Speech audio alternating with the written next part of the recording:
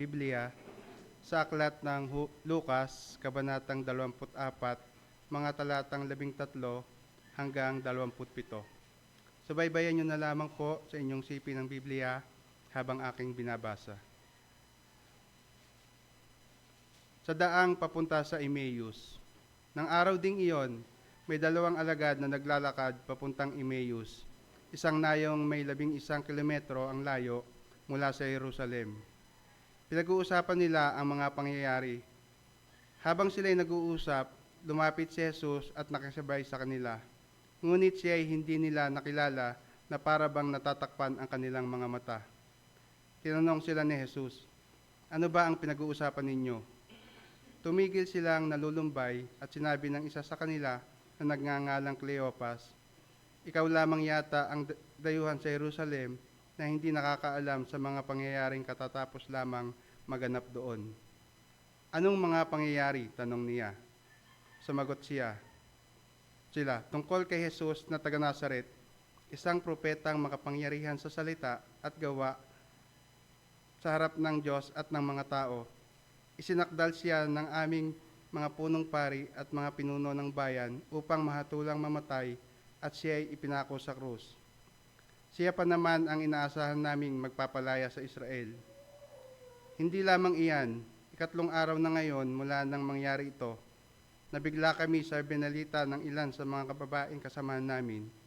Maagang-maaga raw silang nagpunta sa libingan at hindi nila natagpuan ang kanyang bangkay.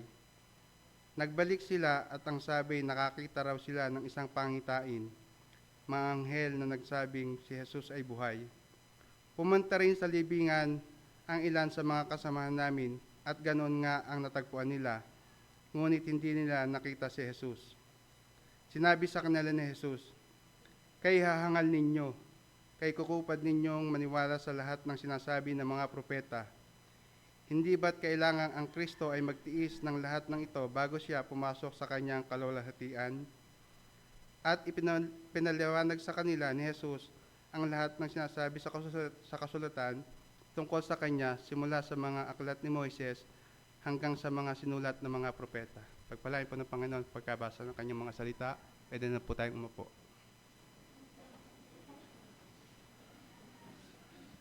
Muli magandang umaga sa bawat isa sa inyo. Sa pagkakataong ito, tayo ay sasamba sa Panginoon sa pamamagitan ng pakikinig sa pangangaral ng kanyang mga salita. Ngayong umaga, meron tayong visiting preacher. Siya ay isang kapatid sa Panginoon, kamanggagawa at kamag-aral sa salita ng ating Diyos. Para sa ilan sa atin, marahil ay nakikilala siya sapagkat siya ay nakasama natin sa pagmimisyon doon sa Villa Miranda sa San Mariano, Isabela. Nakasama natin siya at yung panahon na yun ay bumabagyo pa yata ng makasama natin ang ating pastor. Siya rin ay isang kamanggagawa, naglingkod sa Panginoon doon sa Olongapo City, pero sa kalooban ng Panginoon ay pinapanalangin na dito na sa Laguna mag church planting. At siya ay isang mag-aaral ng salita ng Diyos at nahubog sa Phoebus College of Bible at saka sa Grace Ministerial Academy. At ngayong umaga, siya ay welcome sa ating komunidad na ito, sa ating tiwala na sa biyaya ng Diyos, dadalhin niya sa atin ang purong salita ng Panginoon sa pangangaral na ito. At kasama niya, ang kamanggagawa rin natin, Pastor Alan, mula din sa San Pedro, at ang kanyang may bahay niya ang ating mensahero, si Sister Lisa. Pakinggan natin ang salita ng Diyos dadali ng kanyang lingkod, Pastor Omar Taladro.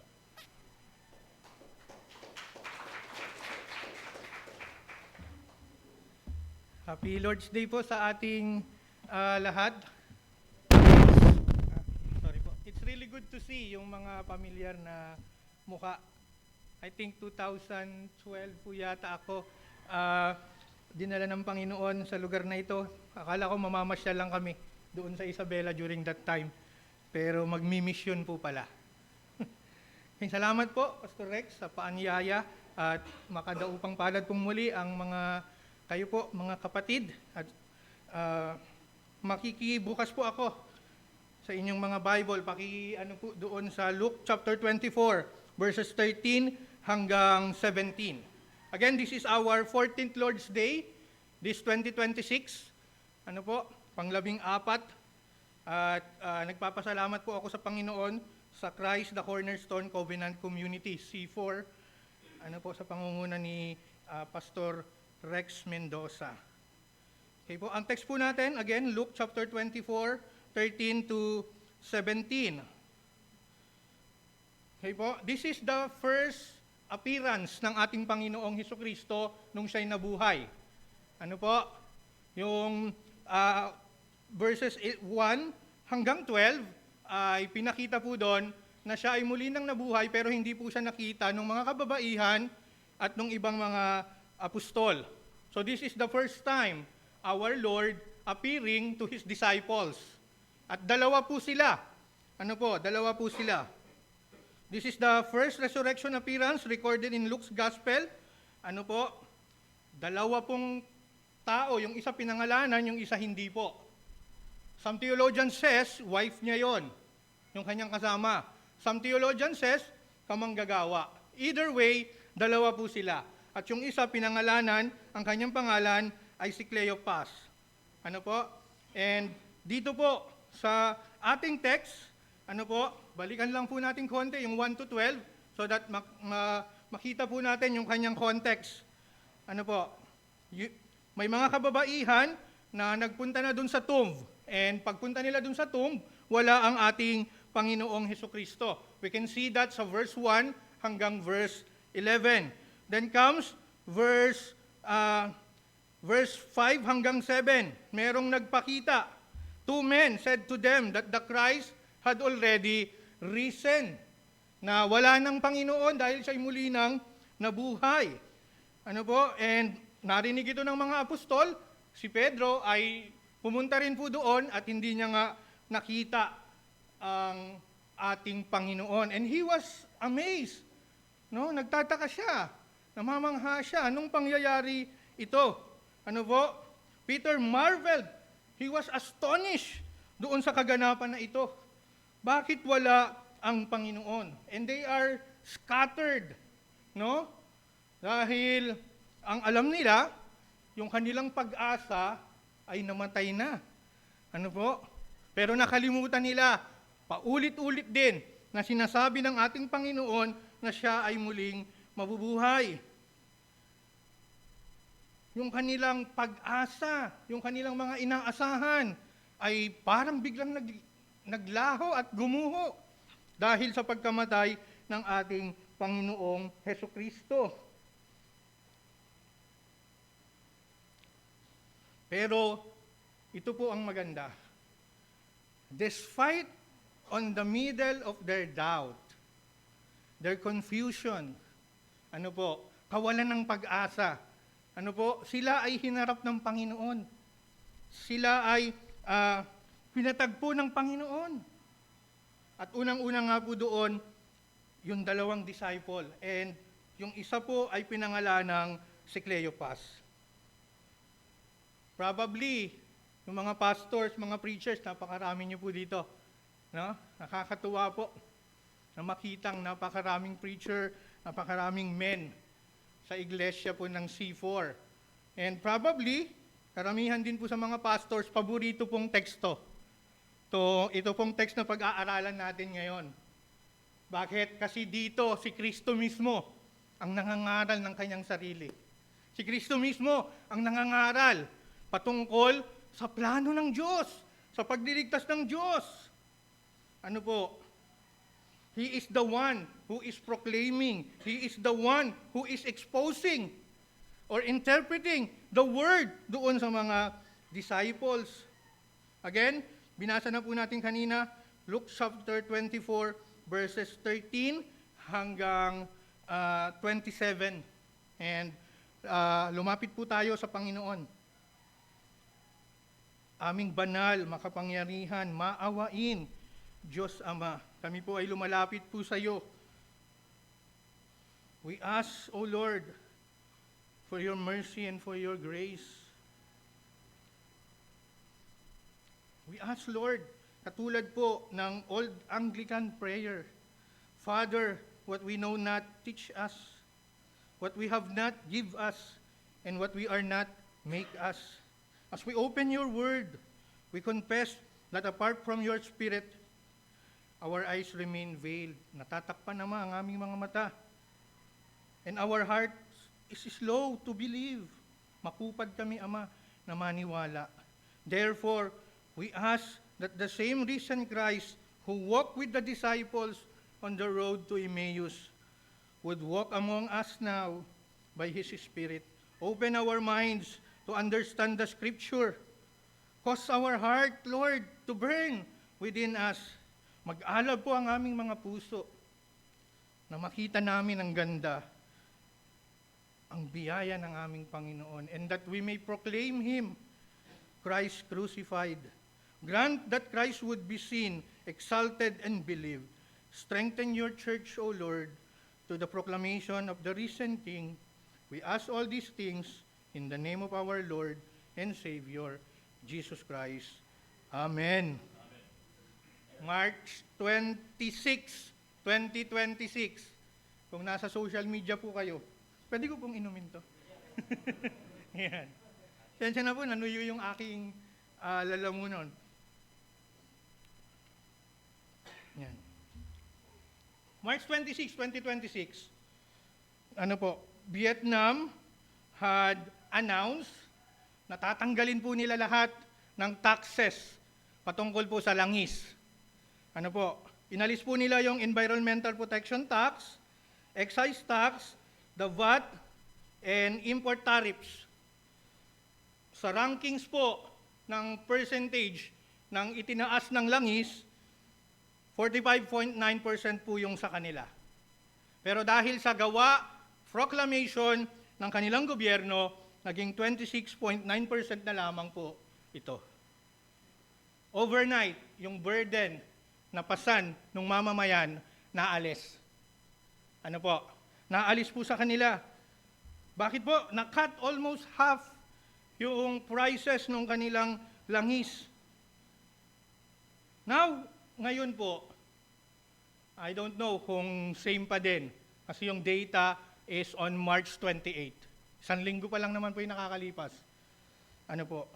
Yung price po ng in-increase ng langis sa Pilipinas, 81%, 81.6%. I don't know, baka ngayon 100 plus na. And we are still waiting for the proclamation ng ating presidente na alisin muna lahat ng mga taxes upang sa ganon, ang mga mamamayang Pilipino ay makaalwa at mabawasan ang bigat na nararanasan. Nagtatanong po tayo. Alam ko, ito rin po yung tanong nyo kasi ito po yung tanong ko. Tama ba yung naiboto ko? Naloko ba ako? Na-scam ba ako? Ganito po ba ang mga tanong nyo, mga kapatid? Ganito po ang mga tanong po natin bilang Pilipino na nabibigatan sa pinagdadaanan ng Pilipinas. Wala tayong hawak, wala tayong control sa kung anong nangyayari sa Middle East, but our government has control sa ating bansa. Thanks be to God. Thanks be to God. Why? Because our hope does not rest to any human power or government. It rests to the risen King that draws near to His needy people. To the downcast and to the downbeat disciples. And the good thing is, He is the one who proclaims it. Who proclaims that He Himself is the risen King. And this is, brethren, our hope. Dito, mga kapatid, ang ating pong pag-asa. Dito, mga kapatid, ang ating pananampalataya sa ating Panginoon na muling nabuhay. Dr. Luke, good thing. Dr. Luke doesn't leave us to be downcast and downbeaten, but rather, he exhorts us. He preached to us. Ito po yung ating proposition. This is our message for this morning. Since the risen Christ fulfills Scripture, we must proclaim Him, the risen King. Ulitin ko po. Since the risen Christ fulfills all of the Scripture from Genesis to Revelation, from Genesis to Malakay, tinupad niya ito. Siya ang tumupad. Anong responsibilidad natin bilang iglesia at bilang mananampalataya? We must proclaim Him, the risen King, a victorious King. Hindi po nakasalalay o hindi po nakabase ang kaharian ng Diyos sa kung anong nangyayari sa iglesia. Whether nahihirapan man po tayo o anuman po ang sitwasyon natin, hindi po nababago ang katotohanan that Christ is reigning and ruling and seated at the right hand of God. Our sermon title sa umagang pong ito, The Risen King Proclaimed. Ulitin ko po, The Risen King Proclaimed. Ang muling nabuhay na hari ay ipahayag. Ang muling nabuhay na hari ay ipangaral. Ipahayag mo kapatid, na si Kristo, ang Kristong hari, ay muling nabuhay. Bilang Kristiyano, ito po ang mensaheng dala-dala natin. Whether we go to our work, whether we go to our business, whether we go to our family, ang dala-dala po nating mensahe, si Kristo na muling nabuhay. Our passage teaches us vital truth for life and church. Ano po? Kasi dito po nakapundasyon ang pananampalatayang Kristiyano. Ano po? The resurrection of Christ is not merely an event na kailangan nating panampalatayanan at alalahanin taon-taon. Ano po? Hindi naman siya taon-taon na mamatay. Well, sa C4, you have a culture, no, na alalahanin po ito. But rather, ito po ay katotohanan na dapat mong iproklama. Ano po? Ang katotohanan na si Kristo ay muling nabuhay. Kapatid, hindi lang basta inihayag ni Kristo na siya'y muling nabuhay. Ipronoklama niya ito. Ipronoklama niya ito. And ating Apostol Paul, ganun din ang sabi niya. Wala silang ibang mensahe kung hindi ang Kristo na napako. Ano po? Now the question is here, this. How does our Lord Jesus Christ reveal Himself and proclaim Himself? Look at this one, brethren. Before the Lord reveals Himself, tinama niya muna yung maling pangunawa ng mga ng mga disciples on the road to Emmaus. Before He opened their eyes, He exposited to them yung scripture, yung kanyang salita. Kaya po sa atin, as much as possible, we do the expository preaching. Dahil ito yung pinakamalapit na paraan ng pangangaral ng salita. At ang ating Panginoon mismo ang gumawa nito. That's why, ating first point, dalawa lang po yung puntos natin. Our first point, since the risen Christ fulfills Scripture. Ano ngayong gagawin mo? Dahil tinupad ni Kristo ang mga pangako sa salita ng Diyos. Anong dapat mong gawin bilang mananampalataya? Our responsibility is this. We must proclaim Him as the suffering servant of the Scripture, of our Lord. Ano po? Suffering servant. Look at this, verse 13. And behold, two of the disciples went the same day to a village called Emmaus. Ginamit ko po yung King James dahil in this, Dr. Luke is transitioning. Sa ESV, hindi niya po kasi ginamit yung word na and behold. And behold. And yung word na ito, doon sa original, meron po siyang mensaheng sinasabi. Kasi seemingly parang, karugtong lang naman yung istorya ng Emmaus Road doon sa verse 1 hanggang 12. Pero hindi. Nakuha po ito ng mga translator ng King James Version. And Luke is telling us something. That's why he used the word, and behold. And behold, ibig sabihin, He is declaring something new. Ano po, bukod doon sa verse 1 hanggang verse 12, He is transitioning something. Also important, na katulad ng verse 1 hanggang 12. Ano po, the first event is the empty tomb. The second event is the Emmaus Road. Two of the disciples are traveling from Jerusalem to Emmaus, about 7 miles or 11 kilometers away. 32, 34 kilometers yung pinanggalingan namin mula dito. Ano po, galing kami ng San Pedro, Laguna. Kung lalakarin po natin yung 11 kilometers, around 2 or 2.5 hours yung layo. Ganito po yun. Ganito po yung layo ng distansya ng nilalakad noong dalawang disciple papunta ng Emmaus. Ano po? At papansinin niyo po ito. They are moving away towards the event wherein our Lord has risen. Ano po? And habang naglalakad po sila, pansinin niyo po sa verse 14 and 15. Ano po sabi diyan? Pinag-uusapan nila ang mga pangyayari habang sila'y nag-uusap, lumapit si Jesus at nakisabay sa kanila. Ano po? Talk together. Pero yung ibang, pag binalikan po natin yung original version, ang sabi po doon, they reasoned. Pag binalikan po natin yung original language, they are debating. Seemingly, they are debating. Para po tayo, pag nag-uusap po tayo patungkol sa politiko o politika, maabot po tayo sa pakikipagdebate. Ganun po yun. Para po sa mga pinakasimple, sa umaga po, nagwawalis po yung mga mother po natin dito, pati mga lola. May nagwawalis pa po ba sa labas? Tapos makikita niya yung kapitbahay niyang nagwawalis din, magsasalubong na sila, doon na po yun. Mamaritisan na po yun. Pag lalaki naman po, paritisan po yun. Ganun po yung context po nito. Dalawa po sila. Nag-uusap, kung mag-asawa po ito, sigurado pinapagalitan nung asawa niya, si Cleopas. Tama po ba? Kung dalawa naman po silang theologian, malamang nagdidebate.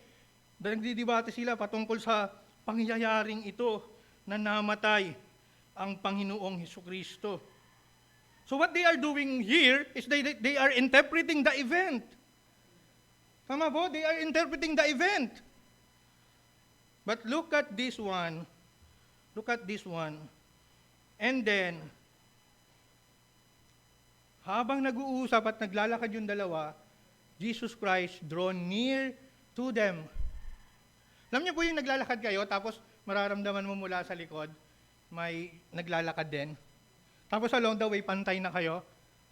Tapos ano yung sabi? Nagtanong si Jesus Christ sa verse 15, habang sila'y nag-uusap, lumapit si Jesus at nakisabay sa kanila.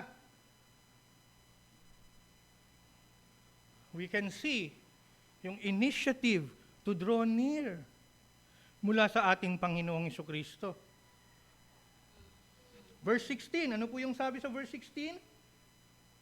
Ngunit siya ay hindi nila nakilala na para bang natatakpan ng kanilang mga mata. Ano po? Hindi natin sigurado kung anong klaseng takip ang meron sila sa mata.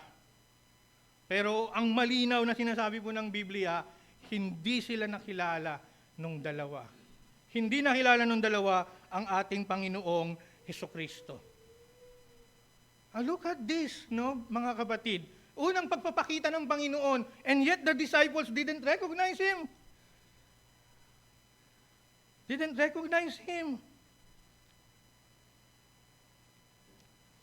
Hindi lamang po ito basta-basta hindi nila nakilala. Some theologian says, this is a withholding from God for them to see Christ. Dahil merong dinadrive na aral ang Panginoon. Gusto ng Panginoon, turuan sila sa kanilang kawalan ng pananampalataya. And look at yung kanyang question, verse 17. Tinanong sila ni Jesus, ano bang mga pinag-uusapan ninyo? Ano ba ang pinag-uusapan ninyo? What kind of conversation is this? Hindi dahil hindi alam ng ating Panginoong Jesucristo yung nangyari. Nagtatanong siya hindi dahil wala siyang alam. Nagtatanong siya, he wanted to confirm something mula doon sa dalawang disciple. Brethren, linawin lang po natin before we move forward. Ano po? Later, mabubuksan kasi yung mata nila. Habang maglo-Lord's table sila sa baba pa. Hindi naman talaga Lord's table na ginagawa natin katulad nito. At least hapunan kasamang Panginoon. Mabubuksan yung kanilang mga mata. Ano po? So, lagyan lang po natin ng distinction. Yung pagbubukas ng kanilang isip ng Panginoon ay hindi po regeneration, but rather an illumination for them to understand and see Christ. Para lang po maklaro, baka makalimutan ko po kasi mamaya. And look at yung response ni Cleopas. Look at the response of Cleopas. Tumigil silang nalulumbay. Naglalakad kayo, nag-uusap kayo, pinapagalitan ka ng asawa mo, kasi ayaw mong maniwala na si Kristo ay muling nabuhay. Ano? Tapos, tinanong sila ng ating Panginoon, ano yung pinag-uusapan yung dalawa? And they stop na malungkot at nalulumbay. Then, yung second sentence, at sinabi ng isa sa kanila na nagngangalang Cleopas. Look at yung word na kanyang ginamit. Are you the only visitor to Jerusalem who does not know the things that have happened there in these days? Ikaw lamang ba ang hindi nakakaalam na dayuhan sa mga pangyayari doon sa Jerusalem ngayong mga nakalipas na araw? Look at this one. Ano po? Yung walang pananampalatayang disciple telling Christ, the all-knowing one, the one who rises from the tomb, na hindi mo ba alam yung mga nangyayari? Ikaw lang ba ang walang kamalay-malay at walang kamuwang-muwang sa mga kaganapan doon sa Jerusalem? Nakita nyo, yabang ni Cleopas, no? Ang lungkot niya, pero ang yabang niya. Napansin niyo yon? Nakita niyo yon? And look at how Christ responds. What things? Mukha bang walang alam ang Panginoon because of His response? No.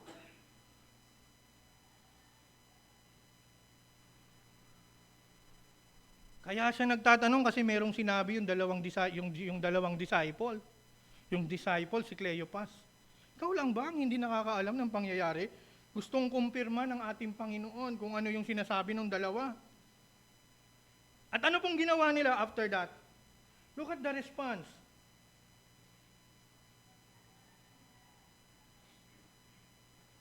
Sumagot sila.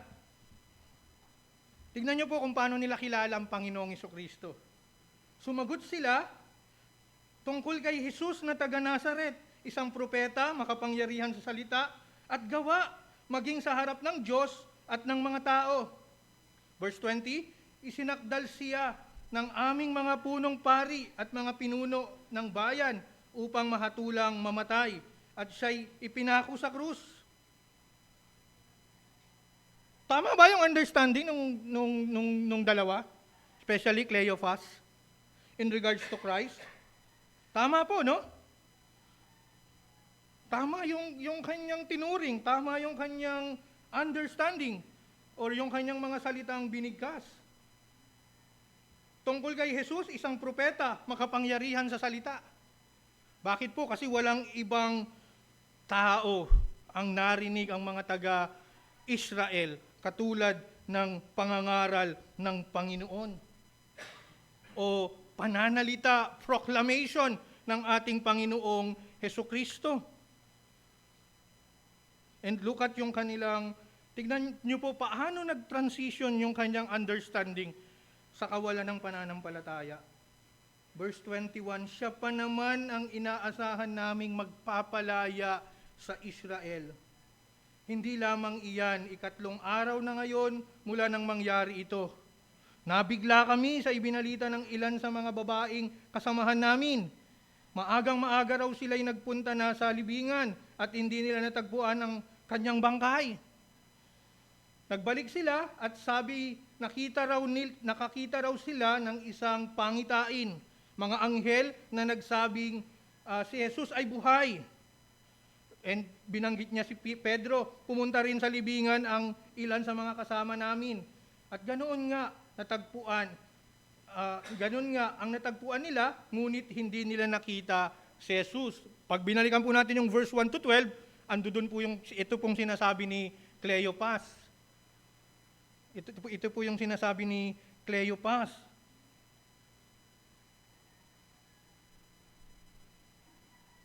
And they acknowledge the report of the woman. Tama po, and even Peter. Pero anong problema sa dalawa? Wala po silang pananampalataya at tamang pag-unawa sa mga salita ng Panginoon. And mga kapatid, madalas po ganito po tayo. Ano po? Most of the time, we see the gospel of Christ. Not according to the gospel of Luke, not according to Mark, not according to Luke, not according to John, or even Matthew, a victorious king, full of hope. Ano po? And power. Pero paano natin nakikita ang mabuting balita ng Panginoon? We see it on the lens of Cleopas. Ano po yun? Tama naman yung understanding mo ng theology, ng doctrines. Pero ang problema, walang pananampalataya. You see Christ bilang talunan. You see Christ walang kapangyarihan at walang pag-asa. That's the number one hindrance in proclaiming and sharing Christ. Gaano ka believe sa mabuting balita na iyong ipinapahayag? Gaano ka naniniwala na ang Panginoong Jesus ay muling nabuhay? It matters when you share the gospel to unbelieving. Dahil ang binabasa nila ay ikaw. Gaano ka naniniwala sa mensaheng iyong ipinapangaral? Huwag nawa sanang katulad ni Cleopas. Tama ang understanding, pero walang tamang unawa, ay walang tamang pananampalataya. Let's look verse 25. Verse 25. Let's move to verse 25. Look at the response of Christ. Tignan po natin dalawang klase ng Hudyo. Dalawang klase ng tao sa panahon po natin ngayon. First one, the disciples' understanding of Christ. Second one, titignan po natin later, yung understanding ng mga Hudyo. Specifically, Pharisees and Sadducees. But first, look at yung understanding ng disciples. Verse 25. Ano sabi ni Jesus Christ sa lahat ng sinabi ni Cleopas? Ano sabi niya? O foolish ones, and slow of heart to believe, in all that the prophets have spoken. Ano yung word na ginamit niya? Foolish ones, slow of heart. Dalawang bagay po. Ano po? Pag binalikan po natin yung original word ng foolish ones, ang ibig sabihin po niyan, a person without an understanding. Binabasa niya, alam niya yung lumang tipan eh. Narinig niya si Kristo na nangangaral ng salita ng Diyos. Pero we can see here, he is without an understanding. Ang saklab po nito mga kapatid. At ang dami po nito sa evangelical churches ngayon. And we are responsible also to them, not only to the unbelieving, but also to those who within the evangelical, na tama naman yung reading, pero mali yung understanding. Ang daming pastor, maling-mali ang pagkaunawa sa pananampalatayang Kristiyano, sa Kristo na ipinapangaral at inihahayag ng Biblia. And that's why we are reforming. Kung ako lang, hindi ko na yung gagawin, nakakapagod yun, naubos nga yung buho ko eh. Hindi, joke lang po. Ano po talaga yon, lahi po talaga namin. Ano po, kaya po meron kayong every third week, table talk. Ano po yun, Pastor? Teo talk. Table talk pala sa ano yun? Ligonier. Teo talk. And hopefully we can join. Pastor Alan, sa mga susunod na panahon. Ano po? Dahil maraming Kristiyano at nakakalungkot, maraming pastor, ganito ang kalalagayan. And ang tawag sa kanila ng Panginoon, "Oh, foolish ones." Pangalawa, they are slow of heart to believe all that the prophets have spoken.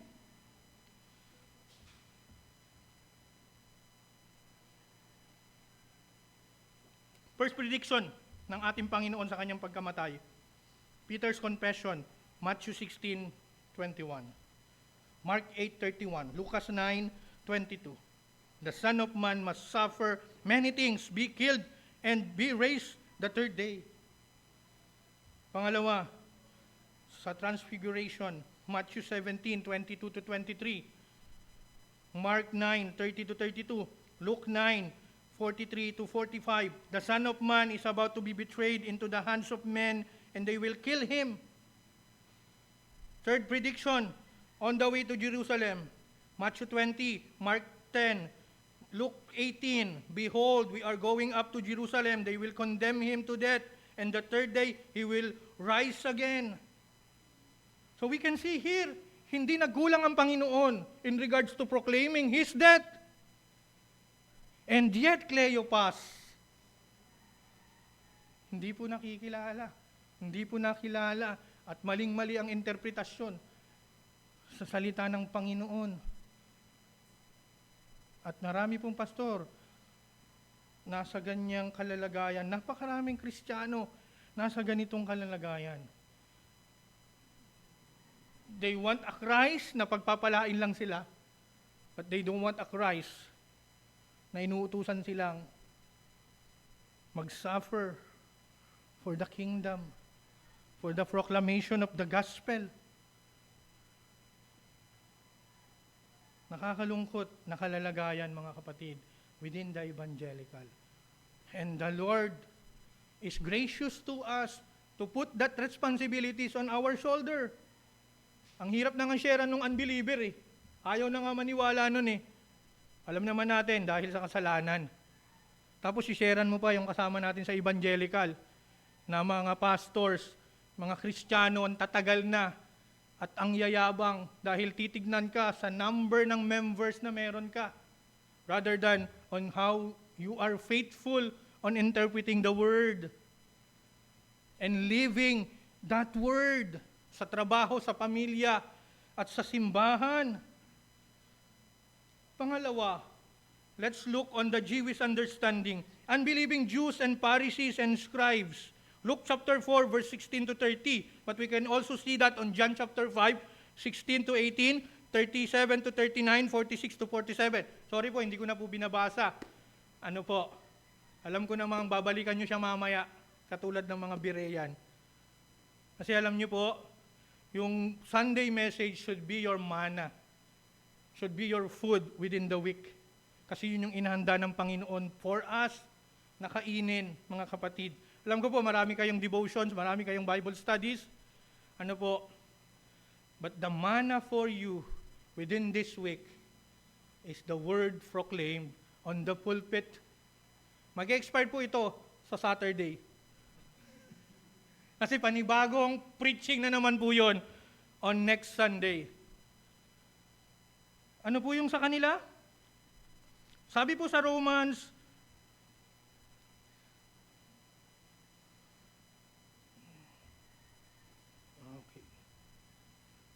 Romans 3 verse 2 says, the Jews were entrusted with the oracles of God. Ang ganda po nung sinabi doon. Ang mga Hudyo ang pinagbigyan ng Diyos ng kanyang mga salita. And yet, look at this one. Who's the one who crucified Christ?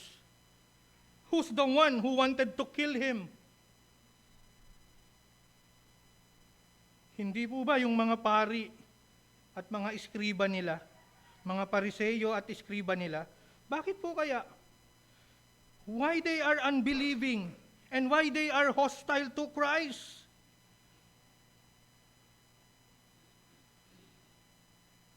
Sabi po ng Baker's New Testament commentary, the trouble with the Jewish religious leaders of Jesus' day was that on the whole, in reading the Old Testament, they saw only the glory and victory of the Messiah, not the fact that the path to these blessings was one of suffering. Kita niyo po yung similarities ng mga Hudyo and those who are proclaiming prosperity gospels. They wanted a victorious Christ.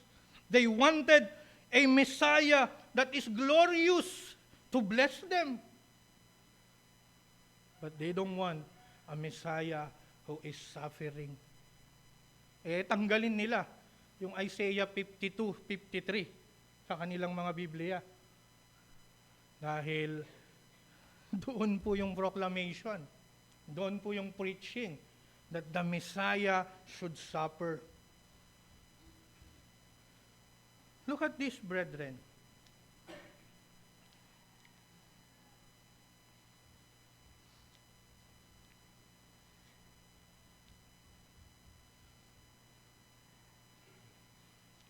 Ano po yung sunod na sinabi ni Jesus Christ? Next verse, 26. Look at verse 26. Hindi ba't kailangan ang Kristo ay magtiis ng lahat ng ito bago siya pumasok sa kanyang kaluwalhatian? Look at this one. Tinatama ng ating Panginoong Jesucristo yung reading and understanding ni Cleopas and yung kanyang wife or another disciple along the way doon sa Emmaus Road. Di ba? Kasi gusto lang nila yung Mesiyas na ipagtatanggol sila sa Roman Empire. A Messiah that would redeem them sa pagkakaalipin from Roman Empire. They missed the one, na pangako ni Yahweh sa lumang tipan. That's why itinatama ito ng ating Panginoong Jesucristo. Verse 7 says that the Son of Man must be delivered into the hands of simple men and be crucified, and on the third day rise. Nakita niyo po ito? Before Christ gained the glory na mula pa before the foundation of the world, He must suffer. He must suffer. Yung cross po ay hindi contradiction sa plano ng Diyos. Dahil ipinangako niya na yun sa Genesis 3:15, the proto-evangelion. Yung ahas, tutuklawin siya sa kanyang sakong. And that's the cross, brethren. That's the cross. To illustrate things, mga kapatid, to illustrate things, how often, ito po ay excerpt, quotation, mula sa 7,700 illustration, treasury of illustration. This is the quotation. How often we trust each other. Kailan kayo nagtitiwala sa isa't isa? Madalas. And only doubt our Lord. Madalas din. We take the word of mortals and yet distrust His word. But oh, what light and glory would shine over all our days if we always would remember God means just what He says. The danger of the church is not only unbelief or partial knowledge.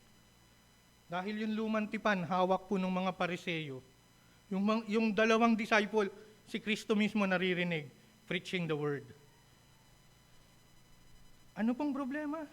But misdirected belief, a faith that is not anchored in the full counsel, in the full plan of our Lord Jesus Christ.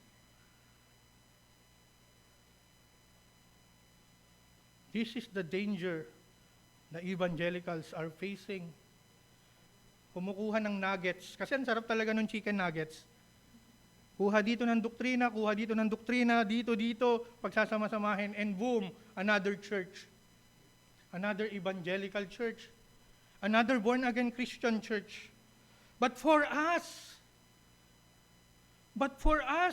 Reformed Baptists, hindi po tayo ganun. Sinusundan po natin yung mga nauna sa atin. Una sa mga apostol. Pangalawa sa mga unang Kristiyano na sumunod sa Panginoon. We are confessional. Kami po ay confessional. We have the 1689 Second London Baptist Confession.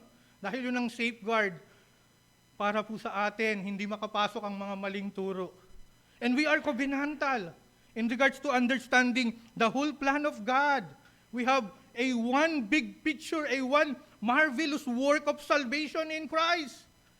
The Father planned, the Son executed it on the cross, and the Holy Spirit are fulfilling us, regenerating us, illuminating us, so that we will know the whole counsel of the Lord. Maganda po mga kapatid, hindi tayo iniwan ng Panginoon doon lang sa suffering servant.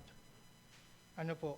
Hindi lang niya tayo iniwan, pinakita sa atin that Christ is the suffering servant. Bagkus, he moves forward sa verse 27. Look at this one. Hindi lang niya in-exposit sa atin yung Old Testament, pinakita niya that the application of the Old Testament, the fulfillment of it, is on him. Rather, he do much better and greater. He reveals the grand truth that the Scripture, every promise, every type, every promise, every type, every prophecy finds its fulfillment in Him. Charles Spurgeon says, pag pumunta daw sa London, sana makapunta tayo doon. Doon sa pinaka-sentro, laging may daan, papunta doon sa sentro kahit saan ka manggaling. It's like a spider web, mapupunta ka sa gitna, kahit saan ka pa magpunta. And that is how we read the Scriptures. It is Christ-centered. Walang bida, walang ibang bida, hindi si John MacArthur, hindi si Bodhi Vocam, sabi ni Paul Washer. The only main, supreme hero ng Scripture ay si Kristo. Hindi natin tinatawaran yung mga ginawa nung nauna sa atin. Ginamit sila ng Panginoon. Pero hindi nakapundasyon ng iglesia sa gawa ng tao, kung hindi sa gawa ni Kristo. Pangalawang puntos po. Since the risen Christ fulfills Scripture, ano po ulit gagawin natin? We must proclaim Him as the fulfillment of all the Scriptures. Kanina, suffering servant. Ngayon naman po, we will proclaim Him as the fulfillment ng salita ng Diyos. Ang hirap po nito. Ang prayer ko, sana tubuan ako ng buhok eh. As I study, as I dig deep, as I immerse myself to the Word, Lord, tubuan ako ng buhok. Kaso baka hindi na ako magustuhan ng wife ko. Kasi iba na daw yun. But look at here, verse 27. Luke tells us that, beginning at Moses and all the prophets, expounded to them in all the Scriptures the things concerning Himself. Look at this, brethren. Ibig sabihin po, from Genesis to Malakay, walang ibang pinupuntahan kung hindi ang ating Panginoong Hesukristo. From Genesis 1 and 2 to chapter 3, verse 15, all move forward to Christ.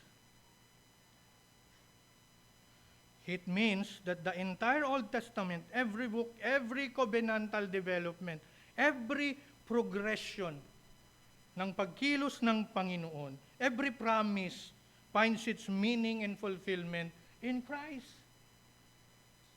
Kaya mga prosperity preacher, humihinto sila doon sa promise kay Abraham, paparamihin ko ang lahi mo kasing dami ng buhangin sa dagat. They miss Christ. Kaya pag nag-preach ka ng Old Testament, hindi ka pwedeng hindi pupunta ng New Testament. Or else, kapos ang iyong pangangaral ng salita. Bakit? Kasi maiiwan ang mga mananampalataya, katulad ng ginagawa ng mga preachers natin ngayon. Saan? Sa pangako ng laman. Mga pagpapala, hindi po tayo against blessing, material blessing. Kung gusto ng Diyos tayo'y payamanin, payayamanin niya tayo. Pero kung maiiwan at ihinto po tayo sa ganung pangako at hindi yun aabot sa Panginoon, kapos po ang ating pangunawa at pangangaral ng salita.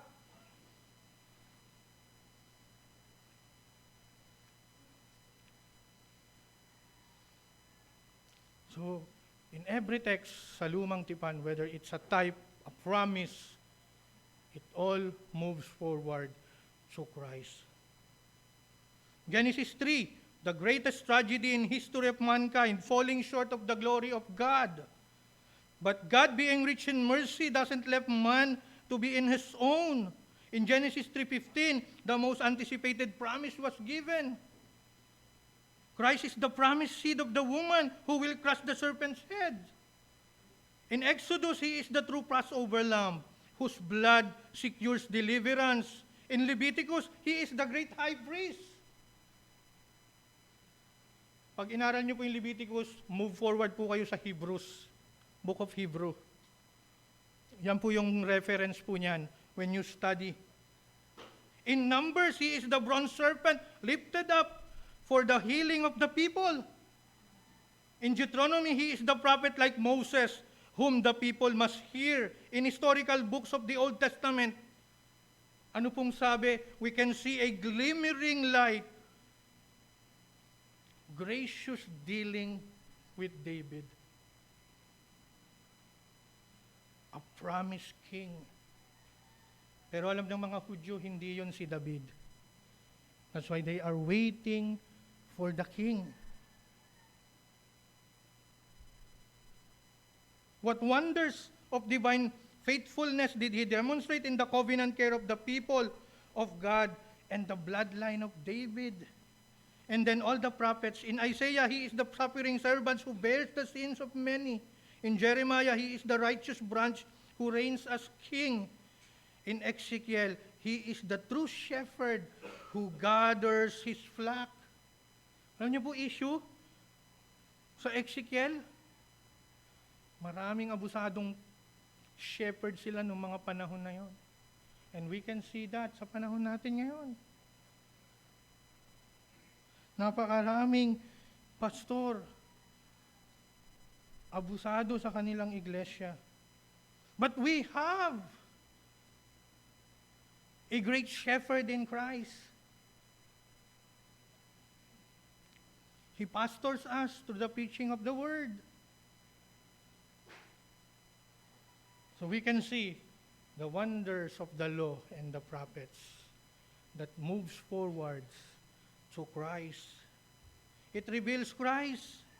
Kaya po kahit saang passages po tayo pumunta sa Lumang Tipan, dadalhin po tayo nito sa ating Panginoong Jesucristo. Pag hindi ka umabot sa Panginoong Jesucristo, tinamad ka ng iyong pag-aaral.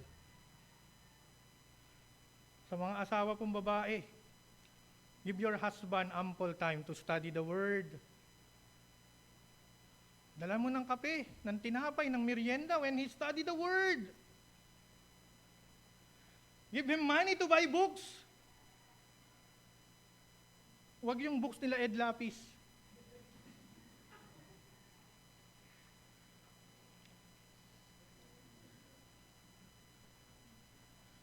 Jesus preached. Look at this one.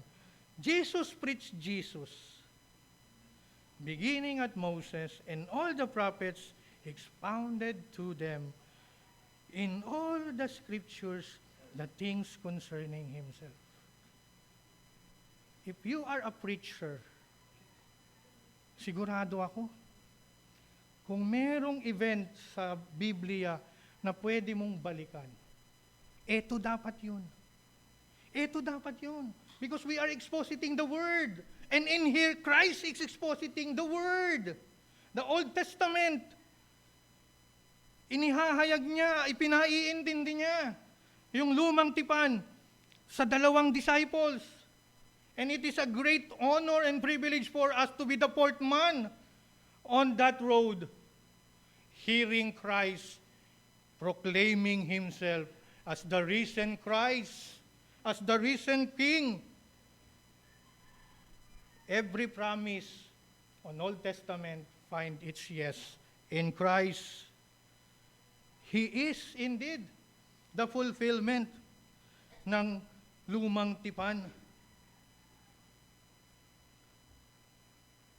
That's why Luke 24:32, ano po yung sabi doon? They said to each other, did not our heart burn within us while he talked to us on the road, He opened to us the Scriptures. Hindi natin kailangang mag-magic, hindi natin kailangang gumawa ng kahit na anong programa. What we need is to proclaim Christ crucified.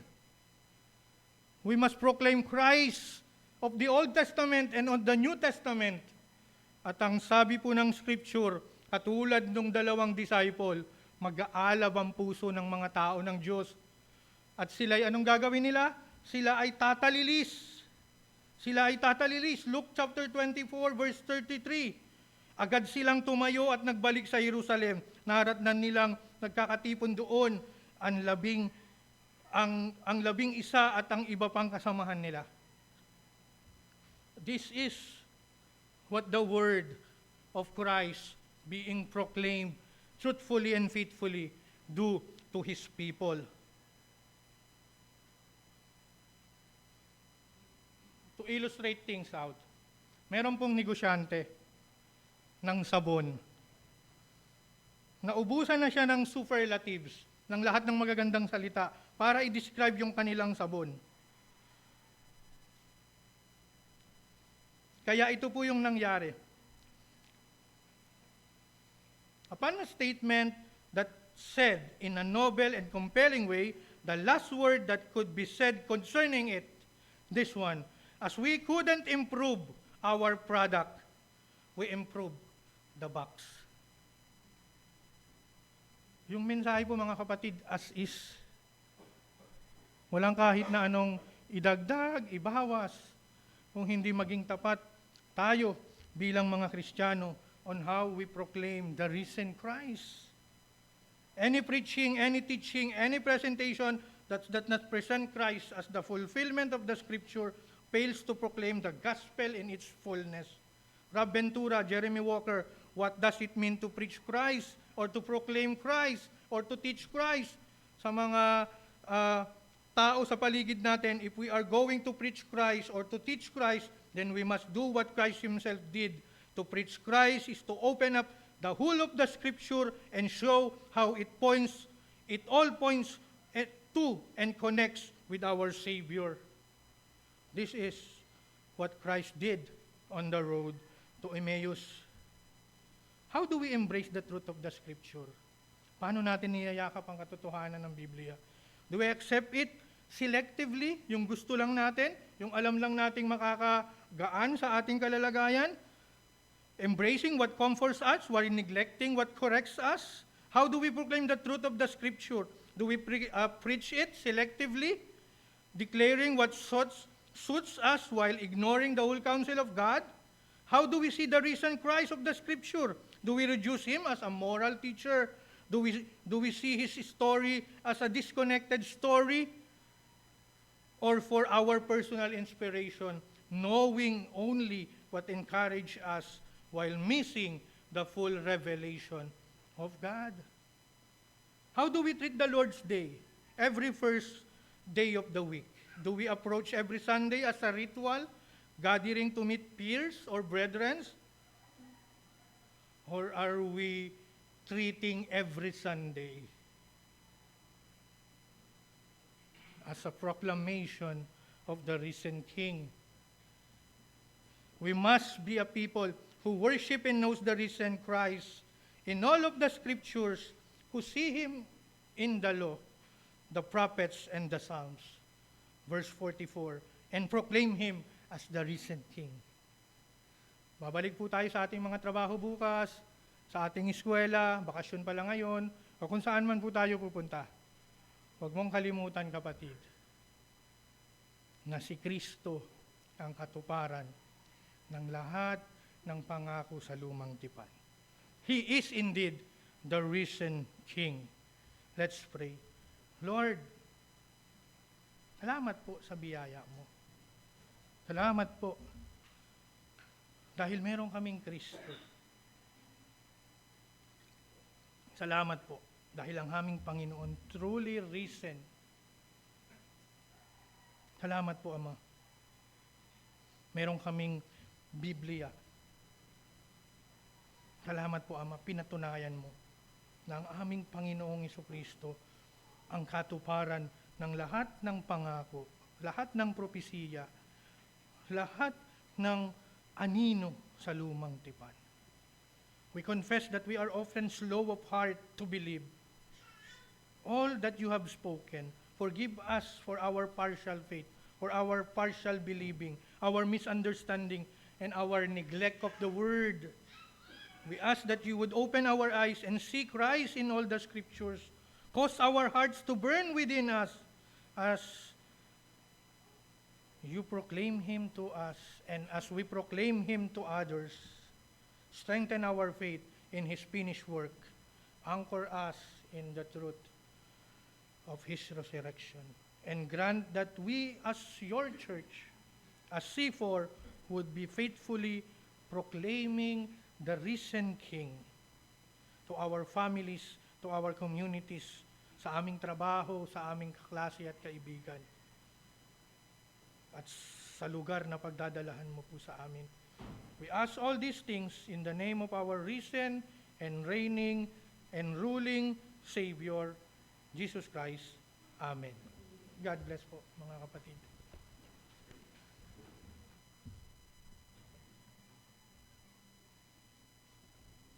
Nanyayahan po ang bawat isa na magsitayo. Awitin po natin ang ating response song, Haring Walang Hanggan.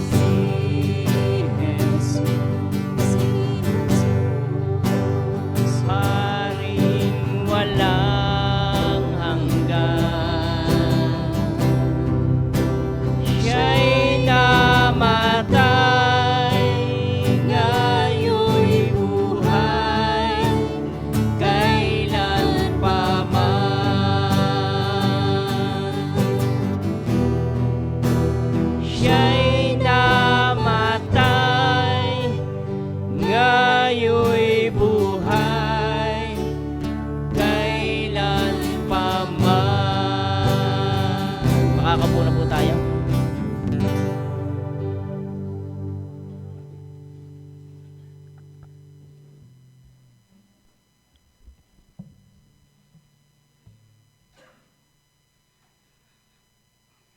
Ang muling pagkabuhay ni Kristo ay isang sentro ng ating pananampalataya bilang mga Kristiyano.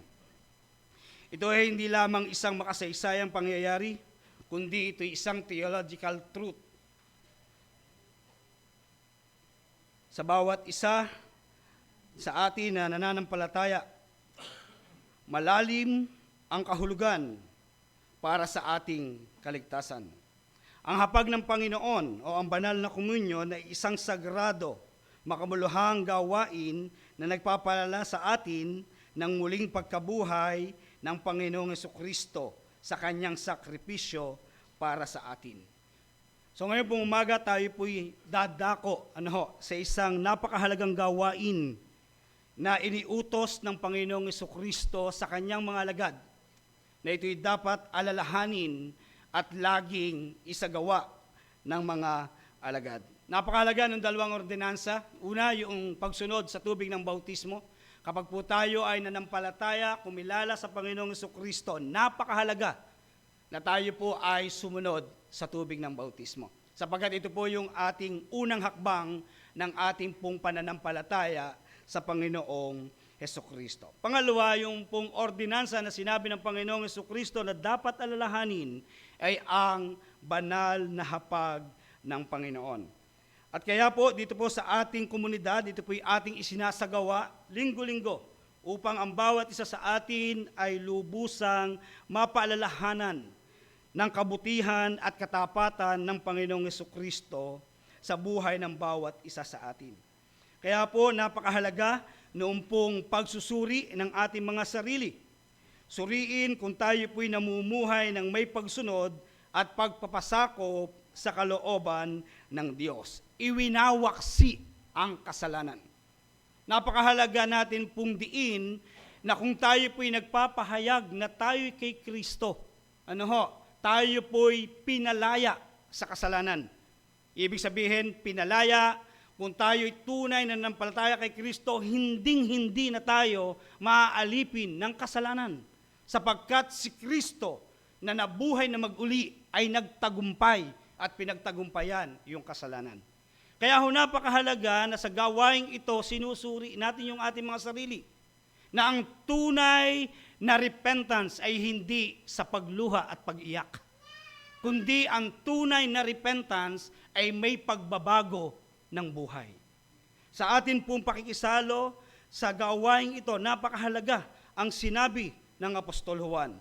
Kung sinasabi natin tayo'y mananampalataya, ngunit namumuhay tayo ng may pagsuway sa Diyos, may paulit-ulit na kasalanan na umaalipin at di isinusuko sa Diyos, dinadaya natin ang ating sarili. Malinaw ang paalala ni Apostol Pablo. Kaya't dapat siyasatin ng tao ang kanyang sarili bago siya kumain ng tinapay at uminom sa kopa, sapagkat ang sino mang kumakain at umiinom nang hindi kumikilala ang kahalagahan ng katawan ng Panginoon ay kumakain at umiinom ng kahatulan o laban sa kanyang sarili. Subukin ninyo ang inyong mga sarili kung kayo'y namumuhay ayon sa pananampalataya. Suriin ninyo ang inyong sarili. Hindi ba ninyo nalalamang nasa inyo si Kristo? Maliban na lamang kung kayo'y mga bigo sa pagsubok. Suriin natin ang ating mga sarili kung tayo'y nasa pananampalataya, kung tayo ay karapat-dapat na makibahagi o hindi. Kaya mga magulang at mga kapatid, sa ating pakikibahaging ito'y hindi isang ritual na linggo-linggo natin ginagawa. Ito'y isang banal na gawain, sapagkat ito ay sumisimbolo sa katawan at dugo ng ating Panginoong Hesukristo. Ito po yung paalaala, ito po'y huwaran ng unang iglesia, ang kadalisayan ng iglesia at pagdidiin sa mensahe ng Ebanghelyo. Kasama po doon sa ating pinaniniwalaan na ang Panginoong Jesucristo ay sinilang, nabuhay, namatay, at muling nabuhay. Ito po yung gospel na ating pong pinaniniwalaan. Kaya sa pagkakataong ito, habang ating pong inaawit, ang It is Good to Remember, patuloy po nating limi-limiin at alalahanin ang kadikilaan ng Diyos.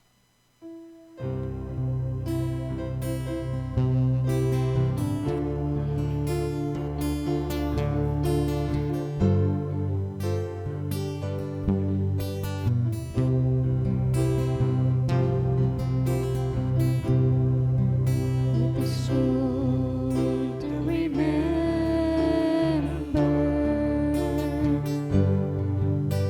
the goodness of God.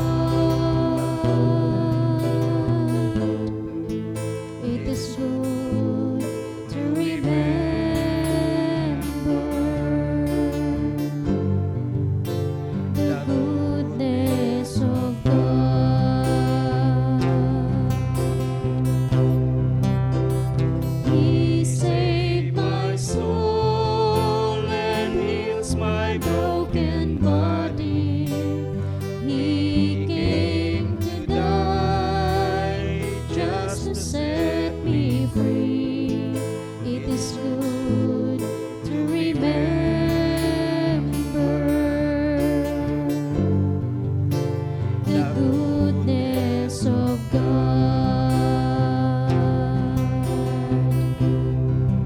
Kay gandang alalahanin,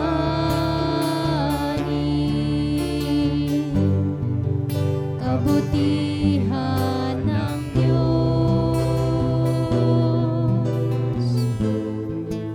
Kay gandang alalahanin,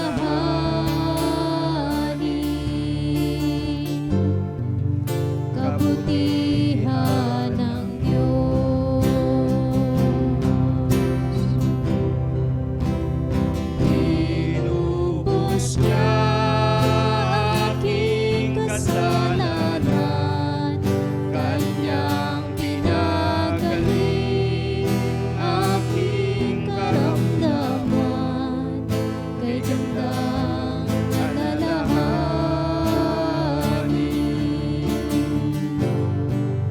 kabutihan ng Diyos. Tayo po lahat ay tumayo. Ito ang sinasabi ng salita ng Diyos. Ito ang aral na tinanggap ko sa Panginoon at ibinibigay naman sa inyo. Ang Panginoong Yesus, nung gabing siya ay ipagkanulo ay dumampot ng tinapay, nagpasalamat at pinagpirapiraso ito at sinabi, ito ang aking katawan na inihahandog para sa inyo, gawin niyo ito bilang pag-alaala sa akin. Gayon din naman, matapos maghapunan, ay hinawakan niya ang saro at sinabi, ang sarong ito, ang bagong tipan na pinagtitibay ng aking dugo. Tuwing iinumin niyo ito, gawin niyo bilang pag-alaala sa akin. Sapagkat tuwing kakain kayo ng tinapay at iinom sa sarong ito, ay ipinapahayag ninyo ang kamatayan ng Panginoon hanggang sa muling pagparito niya. Ang sino mang kumakain ng tinapay at umiinom ng saro ng Panginoon nang hindi nararapat ay nagkakasala sa katawan at dugo ng Panginoon. Kaya't dapat siyasatin ng tao ang kanyang sarili bago kumain ng tinapay at uminom sa saro. Sapagkat ang sino mang kumakain at umiinom nang hindi pinapahalagahan ang katawan ng Panginoon ay kumakain ng hatol sa kanyang sarili. Tayo po ay manalangin. Sa pagkakataong ito, aming Diyos, bilang isang komunidad na mga tinubos ng iyong biyaya sa inyong harapan, kami po ay nagpapakumbaba. Pakasiya sa atin niyo laman ng aming puso at ng aming isipan. Sa pagkakataong ito, sa pagsasagawa ng banal na hapag, ayaw po naming ito ay bigyan ng dungis. Kaya Panginoon, anuman ang kasalanan na meron sa bawat isa sa amin, sa isip, sa salita at sa gawa, sinasadya man o di sinasadya, ang lahat ng ito, Panginoon, ay amin pong inihihingi ng tawad. At pakalinisin niyo po kami, upang nang sa ganon, mabigyan ka namin ng kaluguran sa pagsasagawa ng banal na hapag na ito. Marami pong salamat sa inyong grasya, maraming salamat sa inyo pong pagpapatawad sa lahat ng aming mga kasalanan, at salamat sa ginawang tapos ni Kristo doon sa krus ng Kalbaryo. At sa pagkakataong ito'y malaya kami makakabahagi dahil sa kanyang ginawa. Sa iyong papuri, pasasalamat, pagluwalhati sa pangalan ng Panginoong Yesus. Amen. Pamamahagi po ang mga simbolo habang inaawit po natin o ang kay dakilang tunay.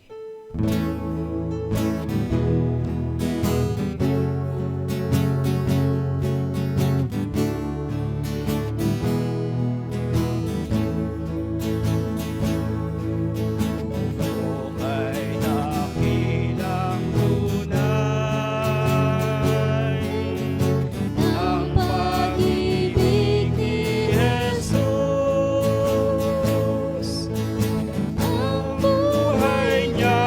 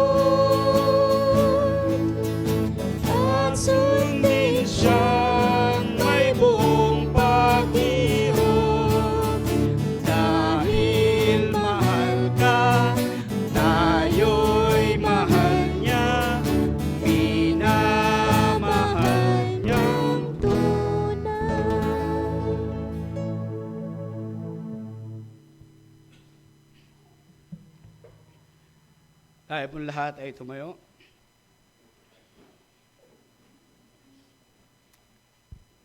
Nang gabing ang Panginoong Yesus ay ipagkanulo, ang Panginoong Yesus ay dumampot ng tinapay at matapos magpasalamat sa Diyos ay kanyang pinagpirapraso at ibinigay sa kanila. Sinabi, ito ang aking katawan na nabayubay para sa inyo. Gawin niyo ito bilang pag-alaala sa akin. Sabay-sabay po tayong kumain.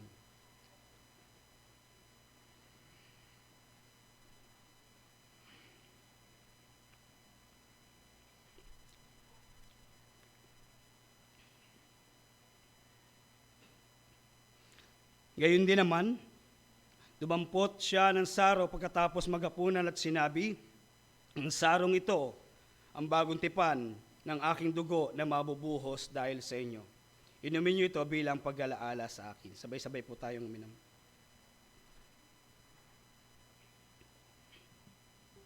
Ating pong awitin ng Diyos ay purihin. Ang Diyos ay purihin. Ang Diyos ay purihin. Tunay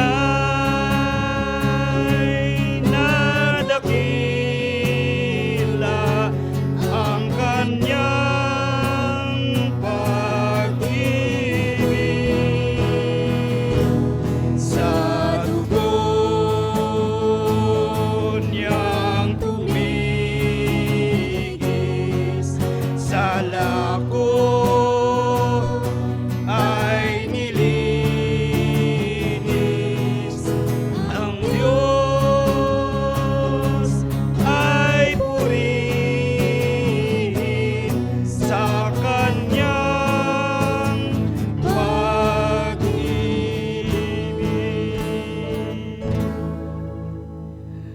Pinapupurihan ka namin, O Diyos, Amang makapangyarihan, soberano, hindi nagkakamali. Pinasasalamatan ka namin, Panginoon, sapagkat ikaw ang nagtakda ng kaligtasan na mayroong kami. Pinasasalamatan ka namin, O Panginoong Jesucristo, ikalawang persona, nagsagawa at tinupad ang dakilang plano ng pagliligtas sa pamamagitan ng pag-aalay ng iyong katawan doon sa krus ng Kalbaryo, pagtitigis ng iyong dugo upang ang bawat isa sa amin ay maging malinis sa harapan ng Ama. Salamat, Panginoon, sa iyong muling pagkabuhay, sapagkat ito'y paalaala na kami man ay mayroong ding buhay na walang hanggan. Pinasasalamatan ka din namin, O Banal na Espiritu, ikatlong persona. Salamat sapagkat kayo ang makapangyarihang Diyos na gumawa sa buhay ng bawat isa sa amin upang kami ay makapanampalataya sa Panginoong Jesucristo. Salamat, O Banal na Espiritu, sapagkat kayo ang patuloy na nagtuturo at nagtutuwid sa amin pong mga buhay. Ibinabalik namin sa iyo ang pinakamataas na papuri at pasasalamat sa pangalan ni Jesus. Amen. Awitin po natin, ang Diyos ay purihin. Ang Diyos ay may papurihan. Ang Diyos ang may papurihan. Anak, Espiritong banal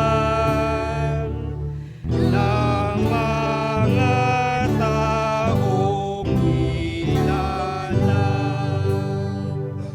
at ng buong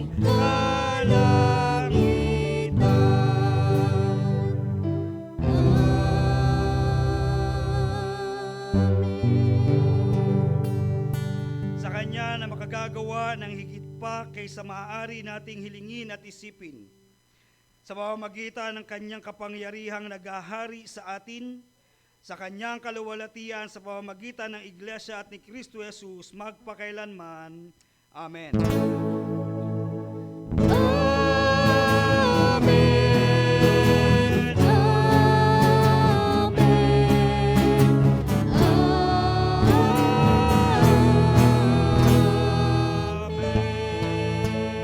Sa Diyos po ang pinakamataas na papuri.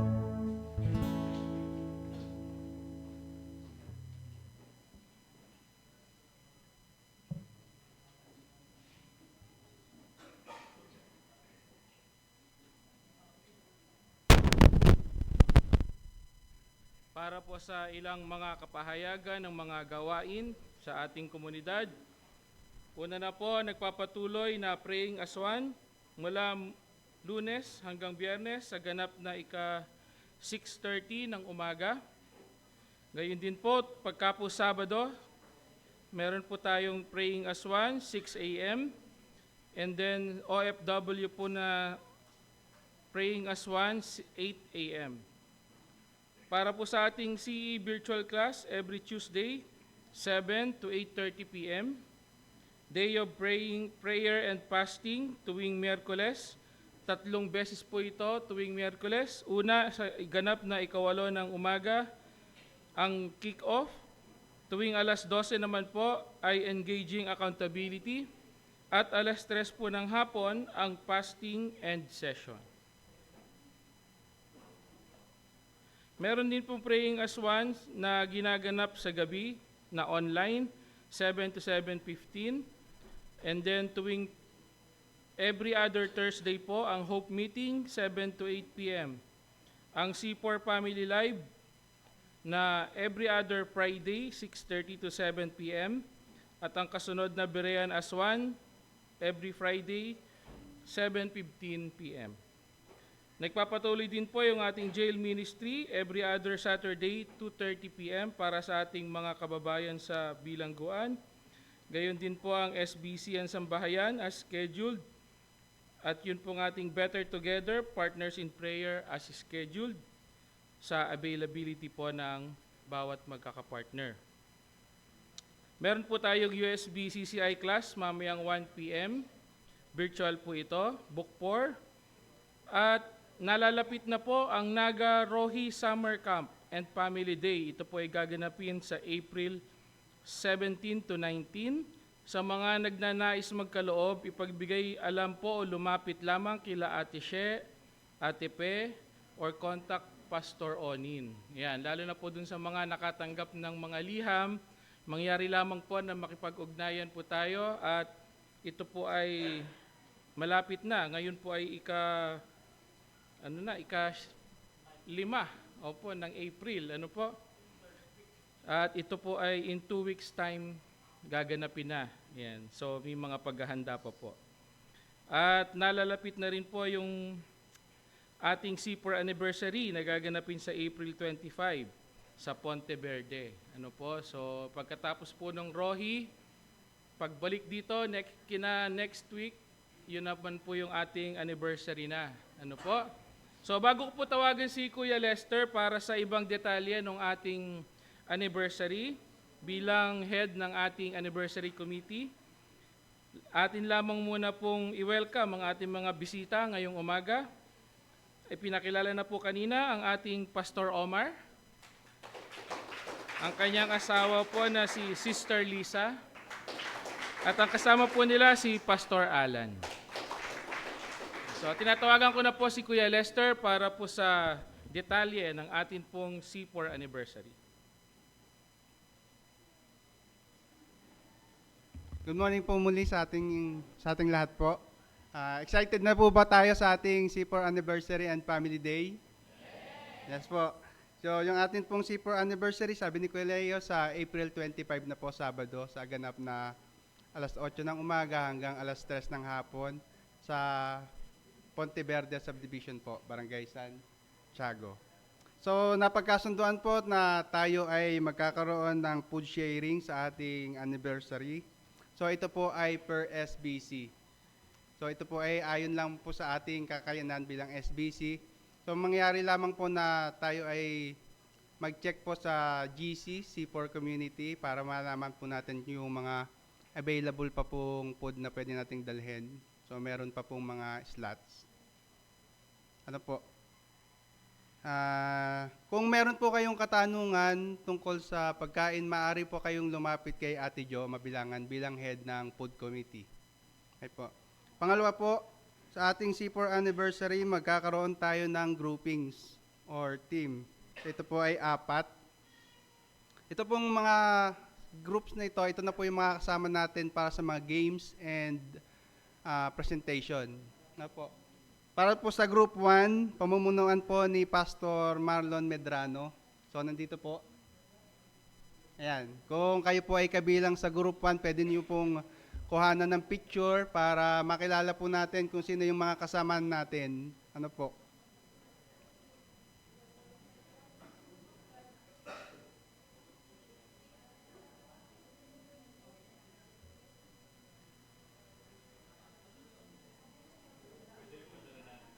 Apo, ito pong groupings ay isesend din po namin sa ating GC. Ano kayo po? Sa group 2 po, ang red team, pamumunuan ni Kuya Carlo Fernandez. Yan po.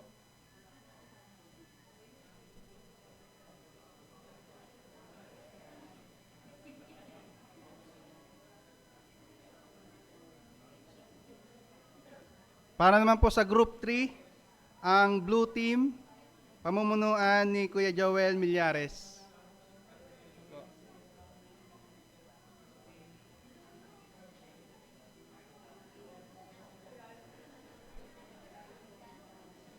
Group 4 o ang green team sa pamumunuan ni Kuya Ian Pulvera. Group 4.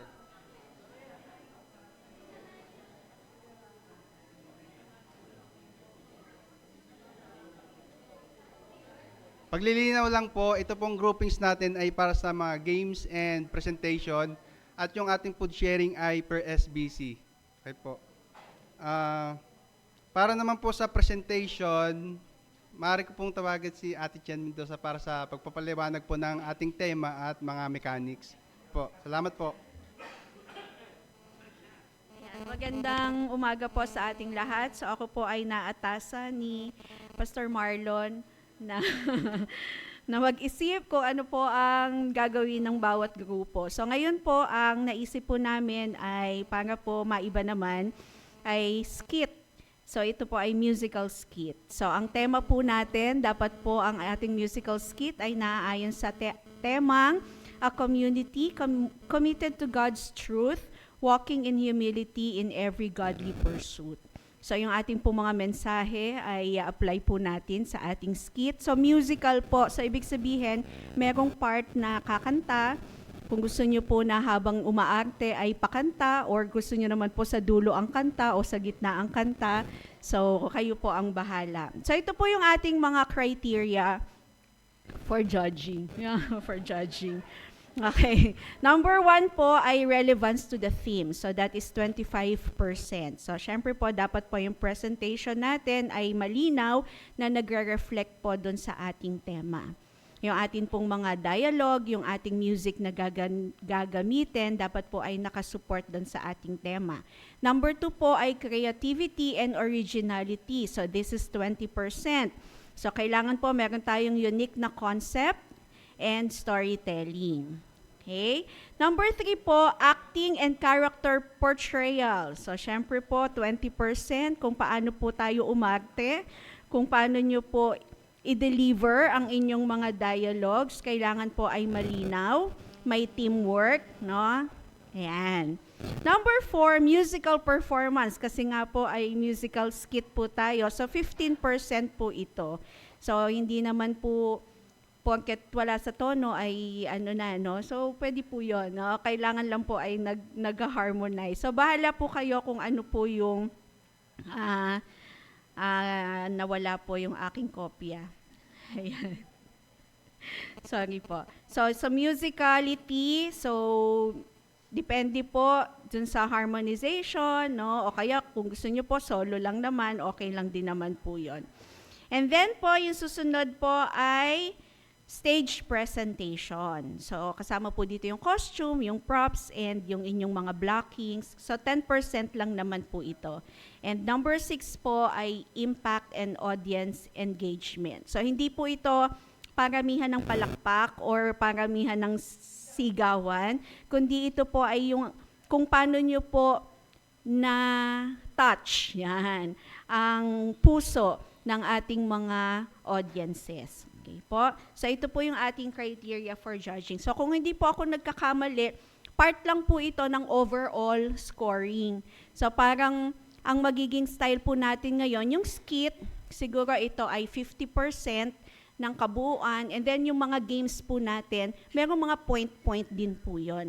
Kaya po kung hindi kayo nanalo sa skit, pero sa mga games naman po kayo ang laging first. So depende po kung ano yung magiging total score natin. So pataasan po tayo ng total score. So yun po yung grupo na tatanghaling champion, yan, overall champion. Pero siguro meron din tayong magiging best in skit, best actor, best actress na kukunin. So, yun po. Excited po ba kayo sa ating presentation? So, we hope po and pray na makikooperate po ang lahat. Ayan, for the glory of God po. Salamat po.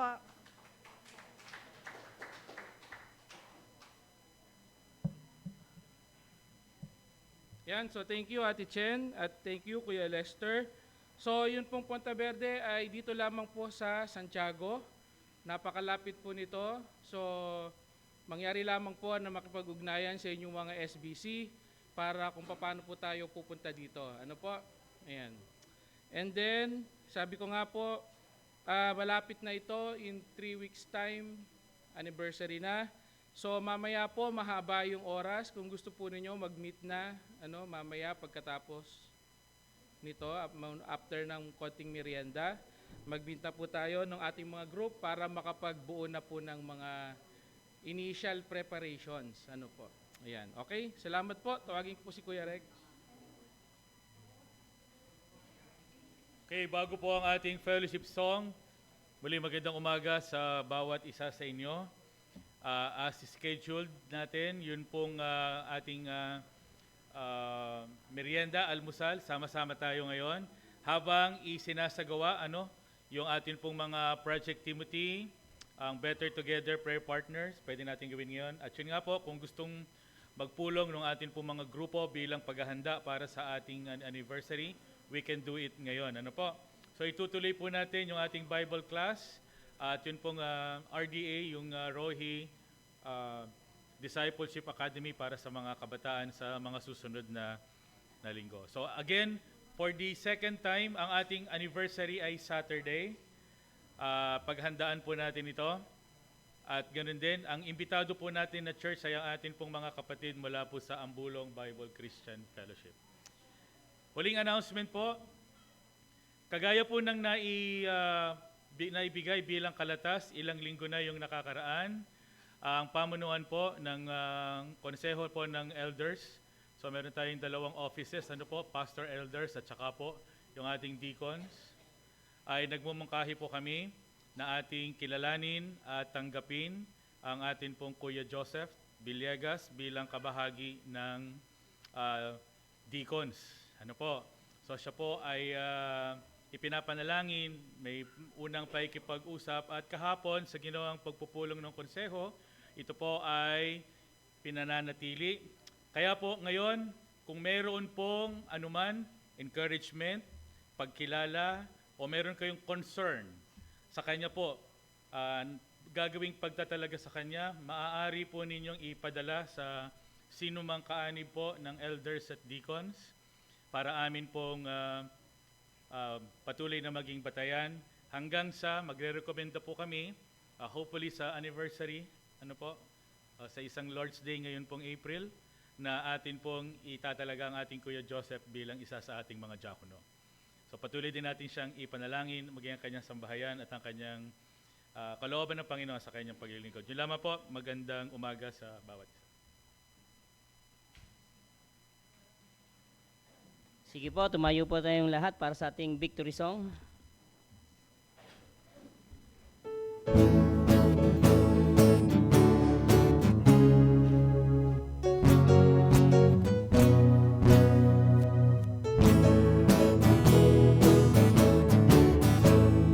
Kaya Kristong aking pinaglilingkuran, kahit anong sabihin ng sangkatauhan, tinig niyang maamot, mapagpalang kamay, sa tuwin ay malapit at kapit.